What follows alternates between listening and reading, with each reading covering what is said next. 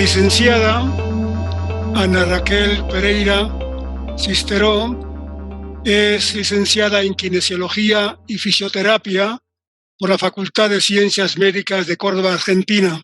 Está certificada en osteopatía como posgrado y vicaria en el doctorado en Ciencias de la Salud. Tiene una certificación también en osteopatía de fluidez energética y ha tenido relación formativa con diversos y destacados osteopáticos. Está habilitada en diversas técnicas para el proceso terapéutico de osteopatía. Por ejemplo, en acupuntura digital, masaje de Ayurveda, iridología, biomagnetismo, gimnasia de columna, movimiento terapéutico diversos. Sobre ello nos va a ofrecer explicación y profundidad la licenciada Ana Raquel Pereira.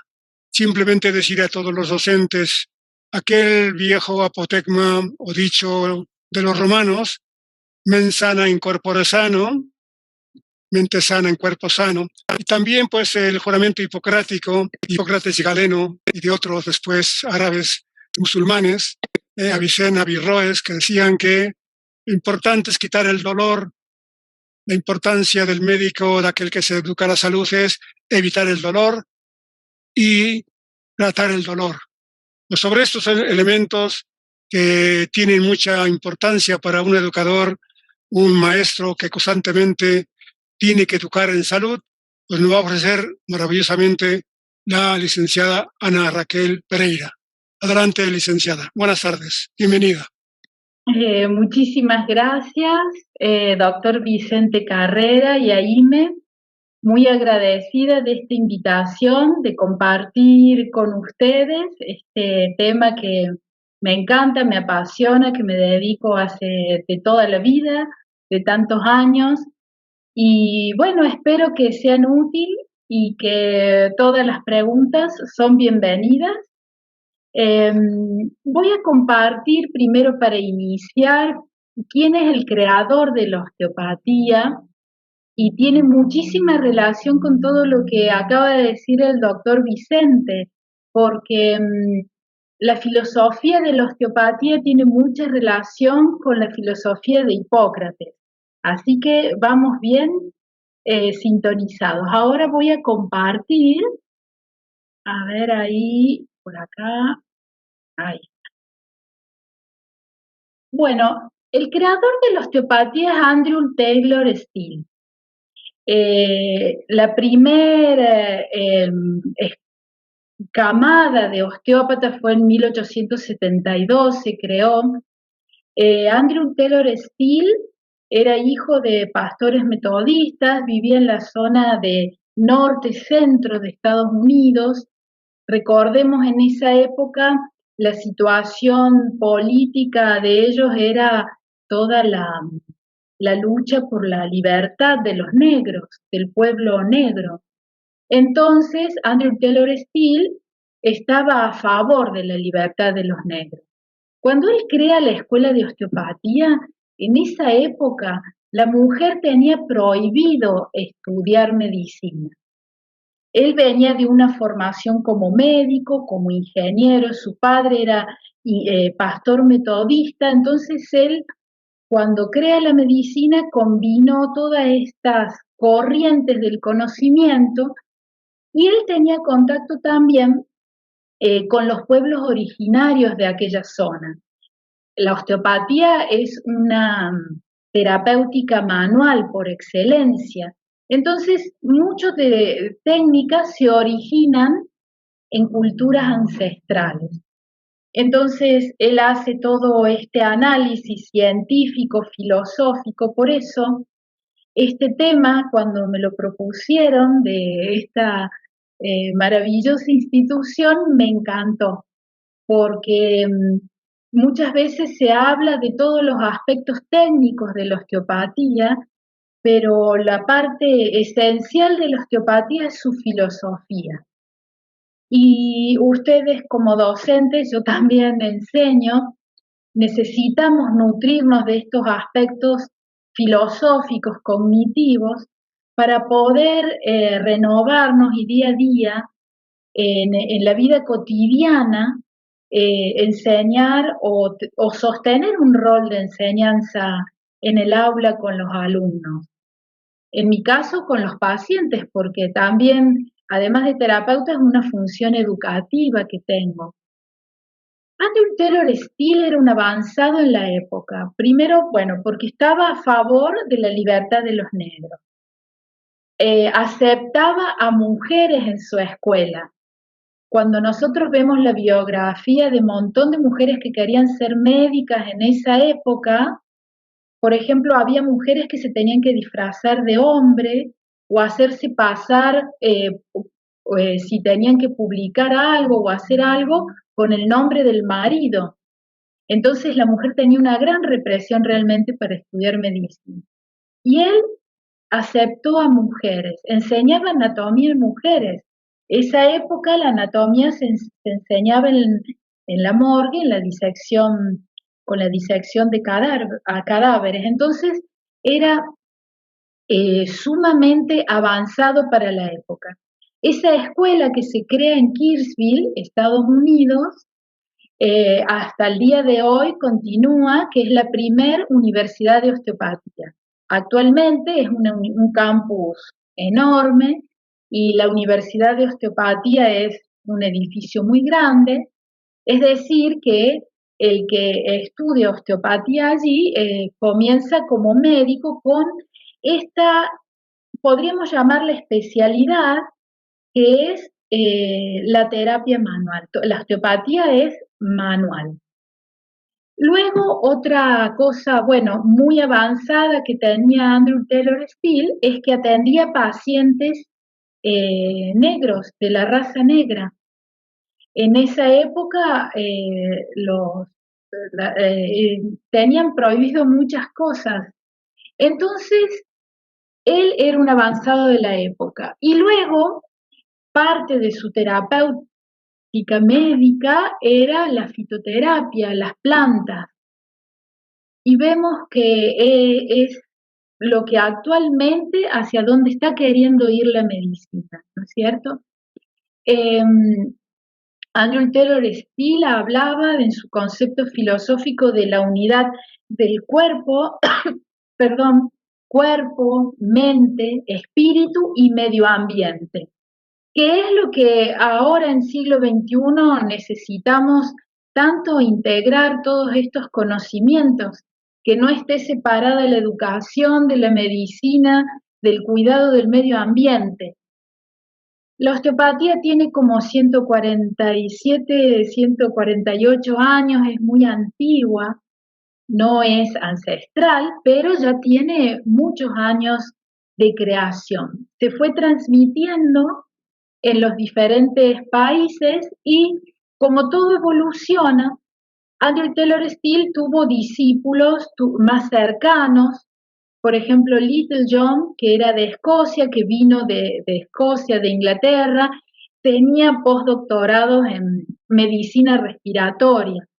Entonces, cuando se acerca a Andrew Taylor Still, estudia mucho todo lo que es la terapéutica respiratoria dentro de la osteopatía. Luego tuvo otro alumno, Sutherland, que desarrolló más lo craniosacra, la percepción de la mano. John Wernan, de Inglaterra, que desarrolló unas técnicas que se llaman de oscilación, y está actualmente esa escuela en Inglaterra. Es decir, que sus mismos discípulos tomaron por su personalidad enfoques particulares dentro de la osteopatía. Entonces, en la actualidad encontramos diversos enfoques dentro de la osteopatía. El origen de estas técnicas es un desarrollo muy profundo, muy fino de la sensibilidad epicrítica, porque está la protopáctica, que es cuando nosotros sentimos, por ejemplo, cuando nos dan la mano, tomamos un vaso, y la epicrítica es esa sensibilidad donde entrenamos los que somos terapeutas, la sensibilidad fina. Y el paciente recibe a través de ese entrenamiento un toque terapéutico, un gesto terapéutico suave que lo lleva a tomar conciencia. Y ahí tenemos el primer paso de educar de la osteopatía, que es la conciencia, porque poder vivir con hábitos saludables, los griegos decían, no soy lo que soy, sino los hábitos que soy. Entonces, cuando nos duele algo o estamos en un desbalance o en un desequilibrio, necesitamos crear la salud y es a través de la educación. Eso como para introducir un poco y comprender la profundidad del origen de la osteopatía y que a veces, digamos, uno trata de explicar todo y hay cosas que podrían quedar con necesidad de más respuestas o preguntas y bueno, es un proceso el aprendizaje, así que con gusto responderlas ahora o más adelante. Voy a relacionar, cuando hablamos de educar, ¿qué es educar? Educar, hay muchas definiciones, ustedes la conocen mejor que yo, pero tiene que ver sobre un cambio de conducta, un cambio de conciencia, y para la osteopatía eso es la neuroplasticidad, es decir, que eso es posible gracias a nuestro sistema nervioso. Voy a dejar de compartir un poquito para no, y después retomo. Ramón Cajal, que es el padre de la neurobiología occidental, explica que nuestras interrelaciones de neuronas es como si mirásemos un bosque desde arriba, por ejemplo el Amazonas, que es enorme. Cada uno de esos árboles son las neuronas y las neuronas se van intercomunicando entre sí. Esa comunicación de neuronas va a través de muchas vías subiendo hacia la corteza y ahí es donde, la corteza cerebral, y ahí es donde tomamos conciencia de esas percepciones que hemos recibido. Nuestro cerebro se le dice las 4 computadoras. Tenemos filogenéticamente todo desde el reptil con la parte de la médula, del bulbo, la parte del mamífero, toda la parte del sistema límbico, y tenemos la corteza donde se coordina y la corteza frontal donde podemos desarrollar un pensamiento autónomo y un pensamiento independiente de condicionamientos culturales, condicionamientos familiares. Todo este cerebro actúa coordinadamente gracias al sistema nervioso. En la antigüedad se veía al sistema nervioso como haciendo analogía con el sistema patriarcal, como que el cerebro mandaba a todas las otras estructuras. Y en la actualidad no, es un gran coordinador, un gran servidor es el cerebro. Entonces, cuando nosotros recibimos impresiones o incluso un alumno está en el aula, recibimos toda esa información y sube por las distintas vías neurológicas, sensitivas, y se van a coordinar en distintas zonas del cerebro. Ese tiempo, que es como este bosque que se interconectan todos los axones y hacen sinapsis, hasta que llega a la corteza tarda unos segunditos, microsegundos, dependiendo de qué función sea. Es decir, que antes que nosotros seamos conscientes, nuestra corteza pueda coordinar eso, nuestro cuerpo ya lo sabe. Entonces, ¿y esto qué tiene que ver con la educación?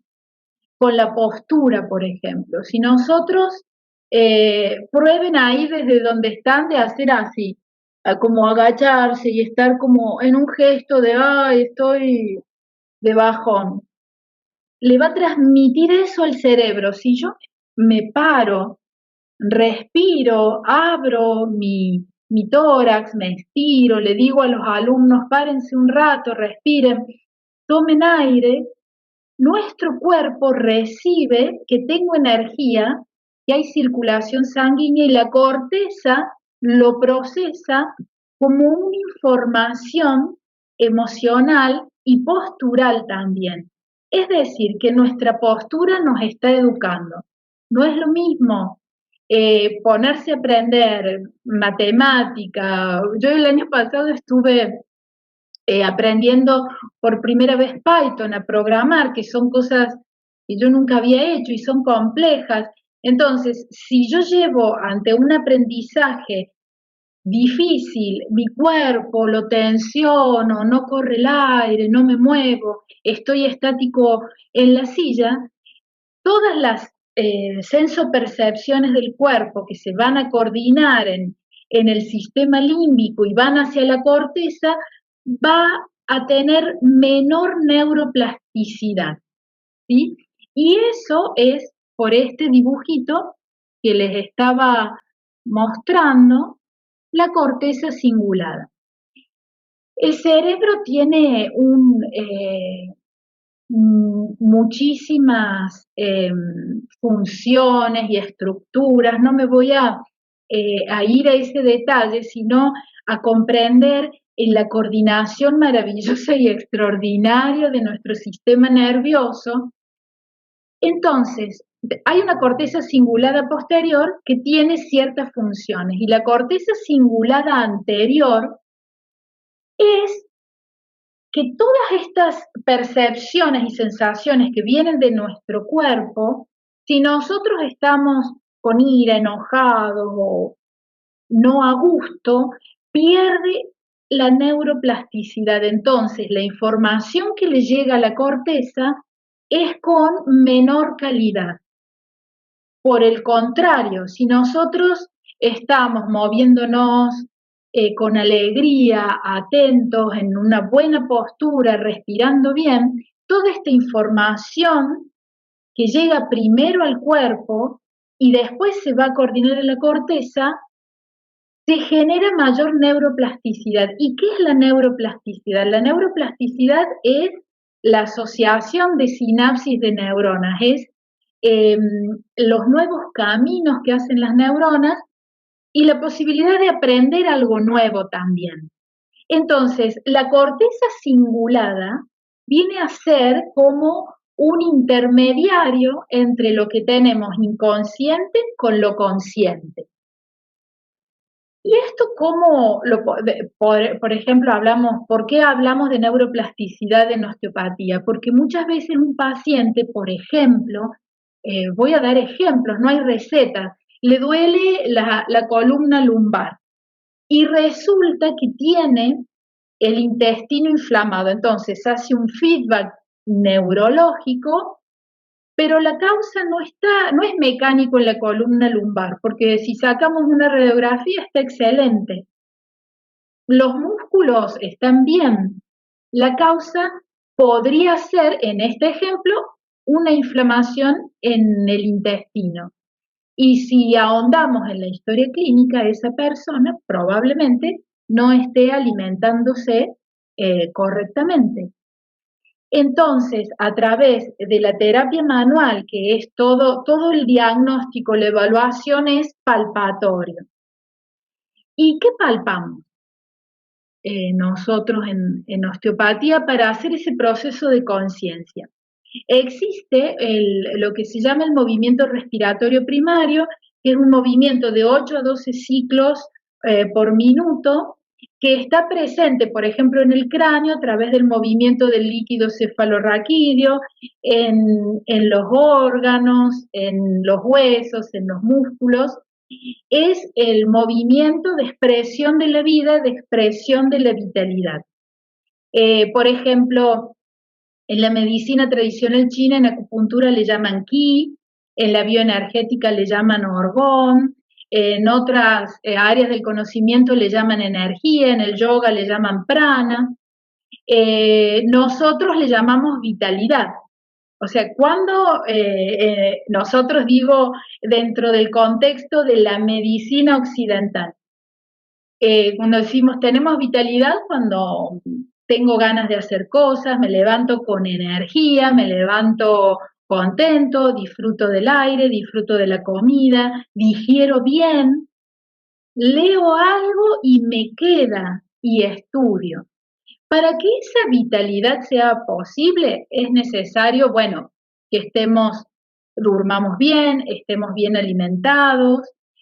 El dormir, ¿por qué es tan importante? Porque, y esto es algo que estamos viendo tanto en los niños como en los adolescentes, de mucha dificultad a los docentes, porque cuando dormimos hay papers, se han hecho estudios que aumenta el flujo sanguíneo y el flujo del líquido cefalorraquídeo dentro del cráneo y eso genera reparación de las células nerviosas.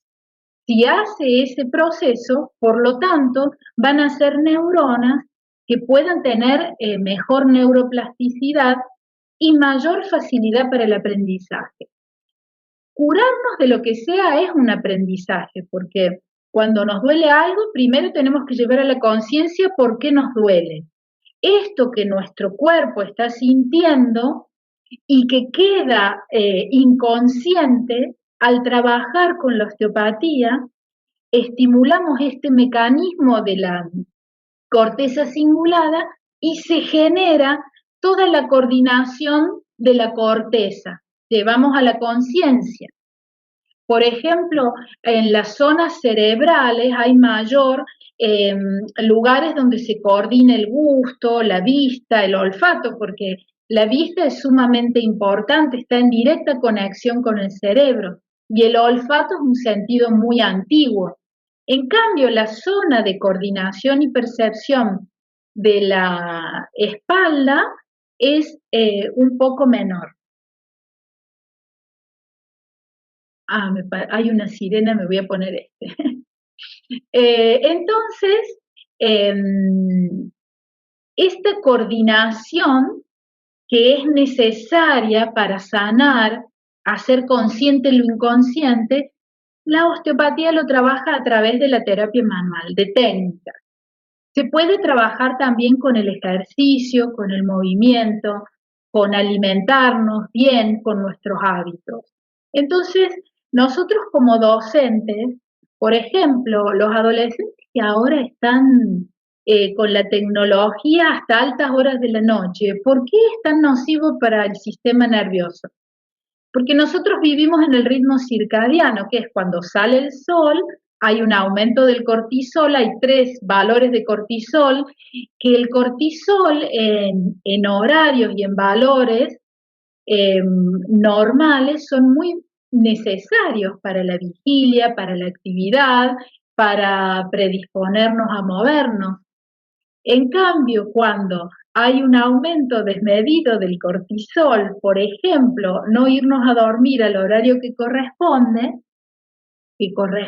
sería un horario, cuando baja el sol, baja el cortisol. Entonces el cerebro necesita ir a dormir para hacer su reparación con la sangre y la circulación de sangre y el líquido cefalorraquídeo. Entonces hoy en día encontramos a los adolescentes, a los niños, hasta altas horas de la noche, recibiendo luz en la visión, por lo tanto es una hiperestimulación del cerebro. Había un niño que una vez decía, yo voy al colegio de noche. Entonces, los niños, porque acá amanece un poco tarde en invierno, y entonces iban al colegio cuando todavía no amanecía. Y entonces ese niño ya está viviendo un estrés porque no está acorde al ritmo circadiano, de estar en vigilia levantados cuando hay luz. Y cuando baja la luz, también baja la actividad metabólica de la digestión. Es por esto que también educamos con osteopatía, porque comprendemos el ritmo circadiano, los ritmos biológicos de la luz, de la digestión. El Ayurveda nos enseña que el horario digestivo mejor es entre las 11 de la mañana y 2 de la tarde, que cenar mucho de noche no conviene porque estamos hiperactivando una función que necesita entrar en descanso. Entonces, en las situaciones de aprendizaje con los alumnos nos encontramos muchas veces a alumnos estresados porque tienen pocas horas de sueño, por la alta estimulación de la tecnología, porque no hay ritmo de comida, porque es mucha comida chatarra, digamos, estamos viviendo este siglo XXI con una alta huella de carbono en la producción de alimentos, en la calidad de alimentos que comemos, en el agua que tomamos, en los hábitos que tenemos. Entonces, por ejemplo, un hígado congestionado genera dolor de hombro muchas veces. Entonces, el paciente viene diciendo, me duele el hombro. Y cuando vas a percibir su hígado, su movimiento respiratorio primario, es una percepción muy sutil, en vez de estar en esos 8 o 12 ciclos por minuto, está disminuido. Y le preguntas cómo se alimenta, y es más chatarra que otra cosa, entonces ese hígado fisiológicamente pesa más. Normalmente un hígado puede tener 500 gramos, 600, 700. Y cuando está congestionado por mala digestión, por comida chatarra, puede llegar a pesar 1200, 1500 gramos. Y eso genera tensión en las fascias. Entonces, a veces un dolor de una articulación viene de un órgano. Hay una relación entre órgano y estructura. Voy a mirar la hora porque yo me entusiasmo. Bueno, voy bien. Voy a continuar compartiendo. Ustedes vayan escribiendo las preguntas. Entonces nosotros somos co-creadores de nuestra salud ambiental, social y del medio ambiente. Ahí repetí la palabra ambiental, disculpen. Entonces, Andrew Taylor Still nos enseñaba esto, que si nosotros aprendemos a cuidar nuestra salud, también aprendemos a cuidar el medio ambiente. También en Ayurveda, que tiene 4.000, 5.000 años de existencia, también nos enseña eso. La medicina tradicional mexicana también, los pueblos originarios de América tienen un conocimiento ancestral maravilloso. De hecho, también hay una terapia manual y que hay técnicas que son muy parecidas a la de la osteopatía. Es decir, que nosotros podemos nutrirnos de todo este conocimiento, comprender todos los sistemas de feedback en nuestro cuerpo, con el medio ambiente y con nuestras comunidades. Andrew Taylor Still decía que es muy fácil encontrar la enfermedad, que lo importante es encontrar la salud. Entonces, cuando nosotros estamos con un alumno, por ejemplo, que les puede aportar este conocimiento, hacer un ejercicio de respiración, estirarse. Por ejemplo, ahora les hago hacer un ejercicio. Ustedes pongan la mano así y pongan la cara seria. Y sientan su palma de la mano. Así como si estuvieran enojados. Y ahora sonrían, con los ojos cerrados, sonrían y sientan la palma de la mano. Bueno, se siente algo distinto. ¿Eso por qué? Porque los músculos de la postura, de la expresión, que cumplen determinadas funciones, cuando los activamos, va toda esa información hacia el sistema límbico, atraviesa la corteza cingulada y de allí a la cortical, que se va a coordinar como que, bueno, estoy contento y me río. Por eso me encanta la cultura mexicana, porque hacen chistes. Entonces, el ánimo es muy lindo. Yo, el tiempo que viví en México, aprendí mucho a generarme la alegría. Eso es un aprendizaje educativo, fue para mí. Entonces, esa es la manera de encontrar la salud. Y es tan importante integrar el cuerpo en todos los procesos de aprendizaje.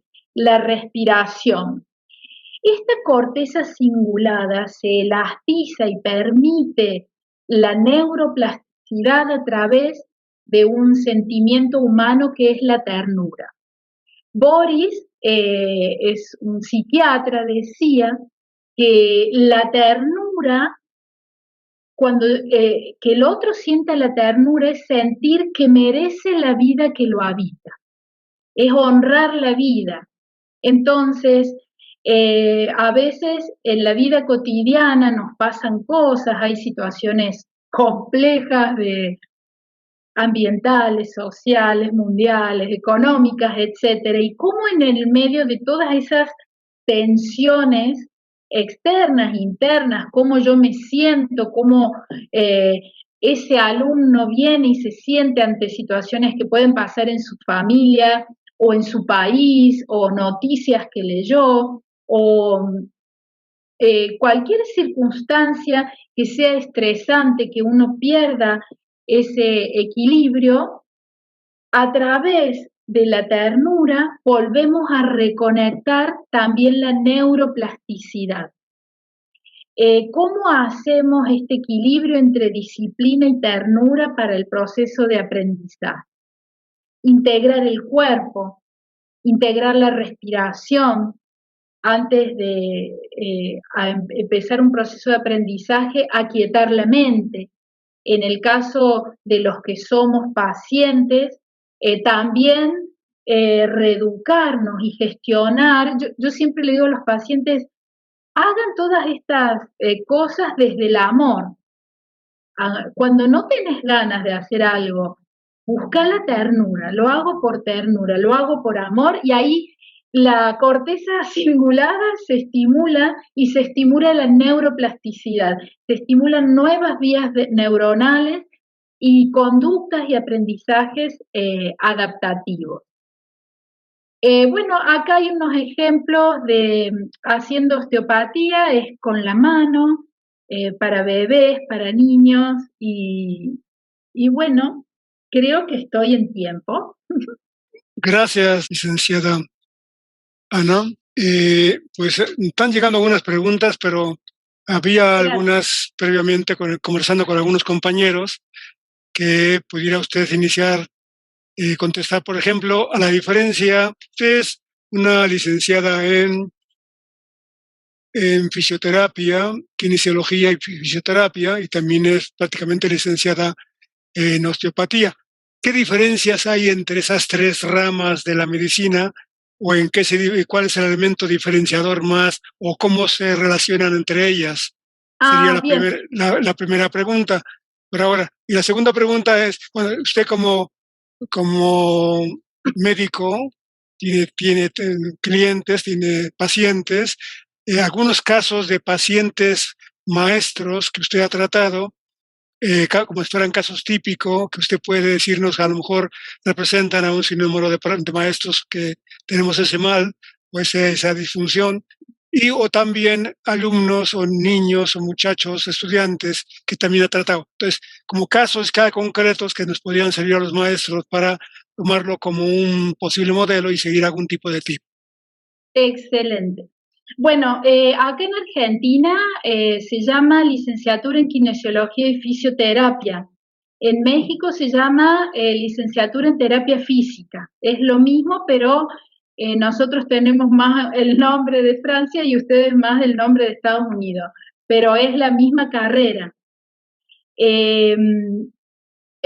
Yo soy osteópata certificada y actualmente que quiero agradecer porque estoy becada en CONICET, que es el Consejo Científico de Argentina, me ha becado para estudiar un doctorado en ciencias de la salud. Y sí lo agradezco porque, bueno, desarrollar la investigación en un país, más en nuestros países latinoamericanos, hay que agradecerlo que los gobiernos estimulen la investigación. Esa creo que es la primera respuesta. Y sí, tengo muchos pacientes, maestros, directoras de escuela.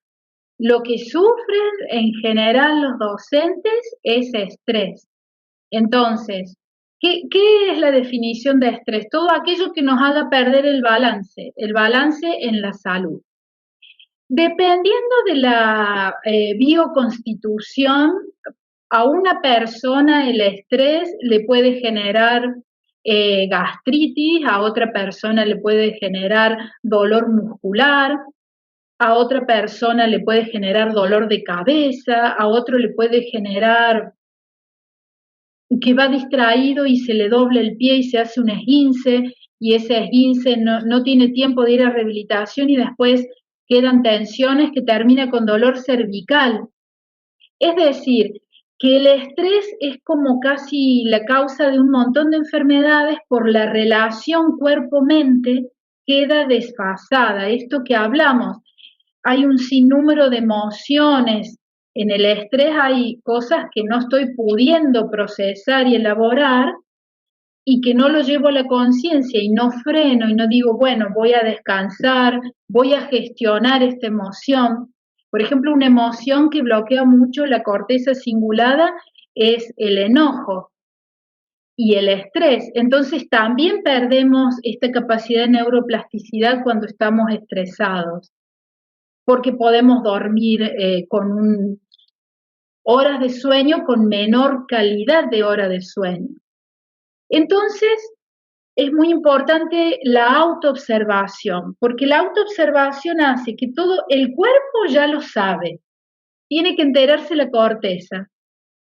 Y si estamos estresados, a veces la corteza no se entera mucho de qué nos pasa. Entonces debemos, por amorosamente tomarnos un momento en el día, de respirar. Por ejemplo, ahora había como una alarma de un auto, algo, y competía y se fue y me pude sacar un auricular, y eso me tranquilizó y me autoobservo. ¿Cómo me siento? Muchas veces las situaciones en la vida se dan de una manera con tanta velocidad que nuestro cuerpo recibe toda esa información, pero es tan veloz la recepción de esa información que quedamos con los músculos tensos y lleva más tiempo para el proceso que la corteza decodifique. Esto sentí enojo, tristeza, compasión, empatía, todo ese proceso necesitamos darnos un tiempo para quietar la mente, el cuerpo, tomar conciencia y autoobservar. Podemos anotar, salir a caminar, tratar de caminar todos los días y respirar. Podemos probar de inspirar por la nariz, expirar por la boca, hacer los ejercicios que hemos aprendido en la preparatoria, en la secundaria, mover los brazos, estirarnos, porque a veces estamos muchas horas en una misma posición. Entonces, esa tensión, esa contractura en esta relación cuerpo-mente, cuerpo-cerebro, el cerebro dice, bueno, estoy encerrado y se adapta y se acostumbra a ese nivel de tensión. Por eso es tan importante la autoobservación y permitirse, no sé si les gusta bailar, caminar, ir al parque, tomar agua, no tanto alimentos con azúcares y procesados. Estamos teniendo más de un tercio o alrededor de un tercio de la población con obesidad, exceso de peso en este momento, de tanta chatarra que comemos y nos sentamos a ver televisión y tenemos exceso de tecnología. Entonces, tratar de ir de a poquito observándonos y haciendo una red neuronal nueva todos los días. Hoy, en vez de tomar tanta bebida carbonatada, voy a tomar jugo, voy a tomar agua, voy a comer menos azúcares, menos procesados, voy a salir a caminar más, voy a ir a nadar, a bailar, a cantar. Ok, gracias, licenciada o doctora también. Una pregunta que se relaciona un poquito con lo que estaba usted diciendo del carbono, bueno, carbonadas más bien, bebidas carbonadas, porque hay un maestro que pregunta cómo usar la huella del carbono como terapia, que aquí sería al revés, no sé. La huella de carbono... Sería una pregunta. La segunda, esto tiene que ver con también, hablaba usted en un momento del masaje Ayurveda. Y una tercera pregunta, si ha tenido usted la experiencia que ha estado aquí en México, bueno, en otras partes de América, seguramente ha tenido relación con poblaciones originarias, si ha tenido alguna experiencia directa con ellas y cómo usted ha experimentado ese contacto con la sabiduría originaria. Muy bien, hermosas las tres preguntas. La huella de carbono es lo que estamos haciendo con esta desmedida sobreexplotación de la tierra, el sistema capitalista, la emisión de gases, se está acumulando metano abajo del mar, lo cual hace que la vida en el interior del mar a veces sea muy difícil, la deforestación excesiva y sin volver a forestar, la producción de alimentos, por eso los jóvenes están con el veganismo por toda la emisión de gases y de contaminantes y de tóxicos a la tierra y a los ríos con la excesiva producción de alimentos. Entonces, ¿cómo podemos reducir nuestra huella de carbono? La OMC, la Organización Mundial de la Salud, tiene ciertos objetivos para el 2030, que es el control de la basura, separar lo seco de lo húmedo, poder reciclar, bajar la emisión de todos los contaminantes de los ríos, las políticas del gobierno y también cómo en nuestra casa podamos bajar el consumo excesivo que tenemos para que darle a nuestra Pachamama, nuestra Madre Tierra, la sanación que nos está pidiendo. El segundo pregunta es del masaje Ayurveda. El Ayurveda es muy antiguo, de la India, tiene su origen en la India, y siempre hay una manera de explicarlo, es como si fuera un palacio antiguo con muchas habitaciones, maravilloso, y vos entrás y hay un montón de habitaciones diferentes, y en una está la fitoterapia, en otra está el yoga, en otro está el masaje Ayurveda, el panchakarma, que es la desintoxicación. ¿Y qué relación tiene la Ayurveda con Hipócrates y con la osteopatía?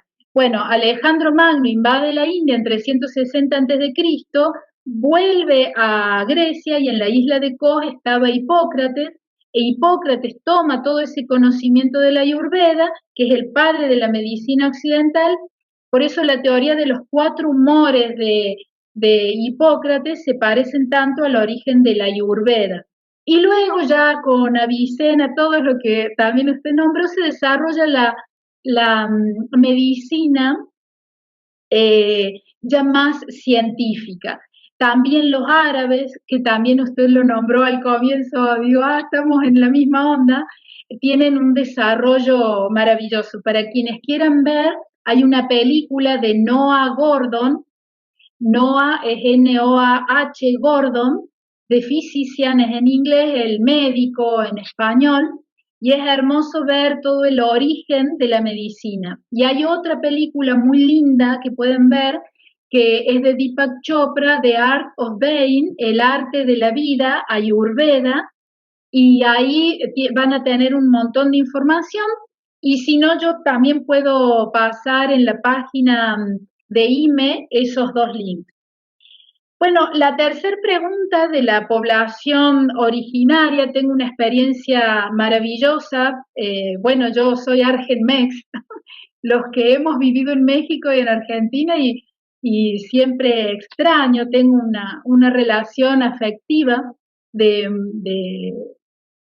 linda con México. Y entonces yo me iba, porque viví un tiempo en Puebla y un tiempo en el DF. Entonces, en el 2003, 2004, conocí un señor que era su tatarabuela, hacían todas las técnicas de la medicina tradicional mexicana. Y la técnica de acomodar los nervios en el lugar, acomodar el útero, eran exactamente igual que de la osteopatía. Y yo me maravillé y con la suavidad que él tenía. Es como un médico naturópata, vendría a ser médico tradicional naturópata con la aplicación de la terapia manual. El origen de la osteopatía tiene origen en los pueblos originarios también. Todo evoluciona y se va estudiando y va teniendo distintas como afluencias, distintas ramas y nutrición. Y bueno, después tuve la oportunidad de andar por el sur de México y ver todo el conocimiento de las parteras mayas, una maravilla.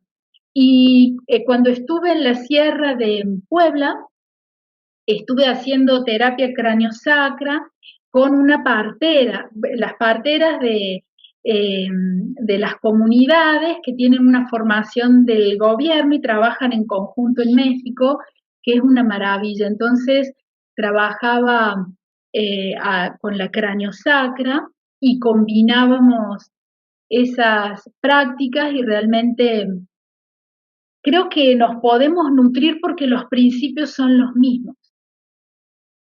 Ok. Y última pregunta quizás, licenciada o doctora, para maestros, algunos tips de cómo crear salud y para nosotros, para los grandes, y también cómo crear salud con muchachos, adolescentes, en fin, como diferenciando algunos tips que podemos tener los maestros para nuestra propia salud y también para formar y educar salud en otros.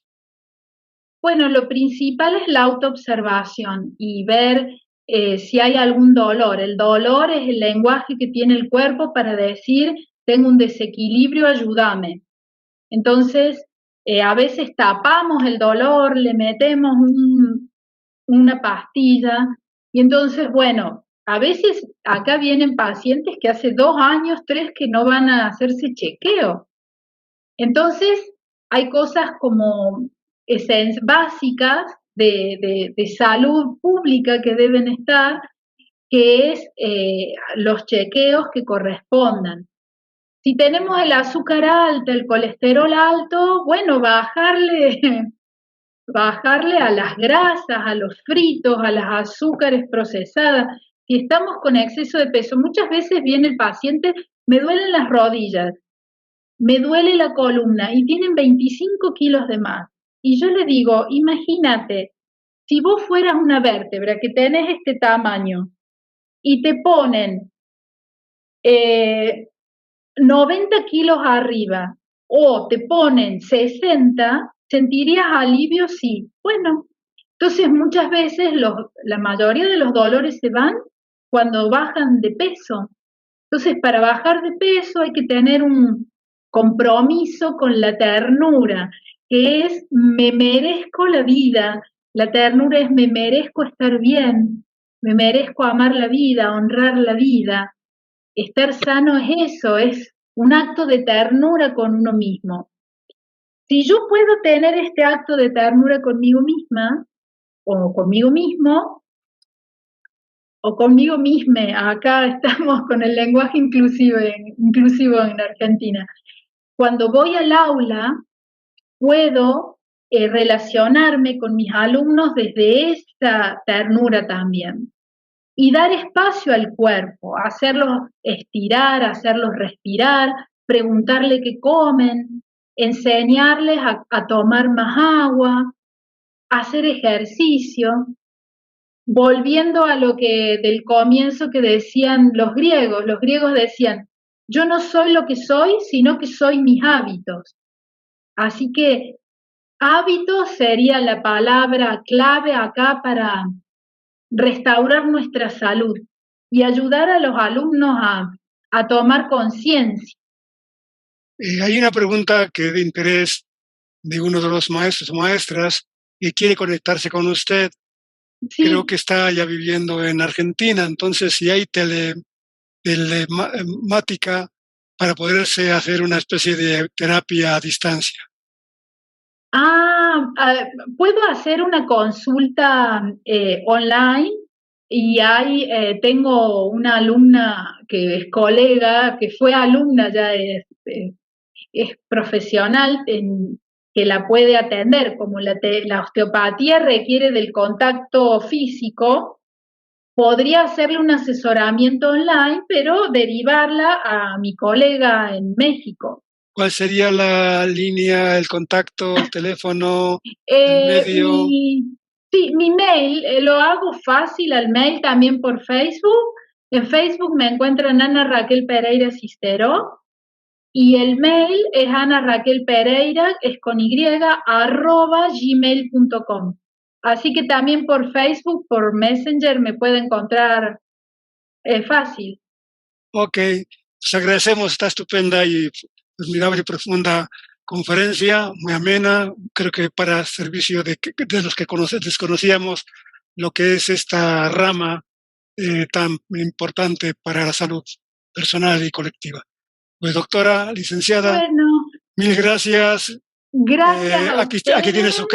su casa aquí en Oaxaca, y a través de saludos muy cariñosos y de la maestra María Eugenia Penarvisu, deseamos lo mejor y estamos en contacto. Buenas tardes. Muchas gracias a todos y buenas tardes.